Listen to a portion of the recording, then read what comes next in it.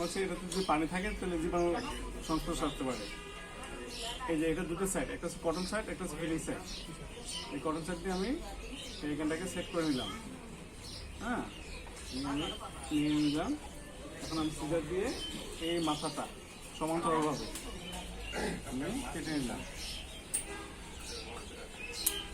কেন কাটলাম?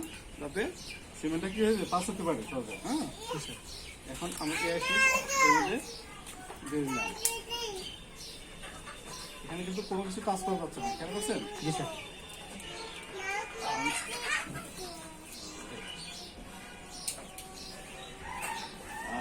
আর একটা দরকার এখন আমার কি হ্যান্ড গ্লোভসের।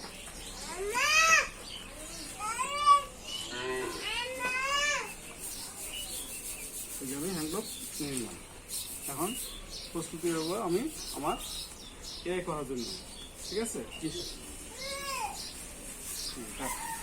হ্যাঁ, এটা আসলে লক্ষ্য দেখতে পাচ্ছেন আপনারা, বিভিন্ন নাচতেছে। তারপর এই দেখেন ভালবা অথবা বেদেনা, এটার নাম হচ্ছে কি ভালবা অথবা বেদেনা। এই যে এটা দেখেন লালচ হয়ে গেছে। হ্যাঁ, খেয়াল করতেছেন? লালচ হয়ে গেছে। এখন আমরা ভিতরে দেখবো পালপেশন করবো। তার ভিতরে আছে কি, প্রথম অবস্থা হচ্ছে তার সার্ভিক্সের পরে আছে বডি অফ দ্য ইউটেরাস, তারপরে হচ্ছে দুটা হর্ন অফ দ্য ইউটেরাস, তারপর আছে আমার ওভারি, তারপরে ওভিডেক বা আগে ওভিডেক তারপরে ওভারি। ঠিক আছে, আমরা এখন ওভারি পালপেশন করবো যে তার হিটটা কতটুকু আছে, স্ট্রেসটা কতটুকু আছে। এই দেখেন সে কিন্তু নাড়াচড়া করতেছে না এখন, মানে কি সে হিটে আছে। 3 মিনিট পর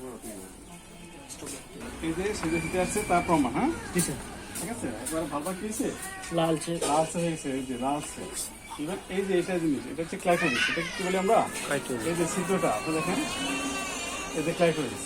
ঠিক আছে, এখন আমরা কি করবো, এআই করবো। এআই করতে হলে এই যে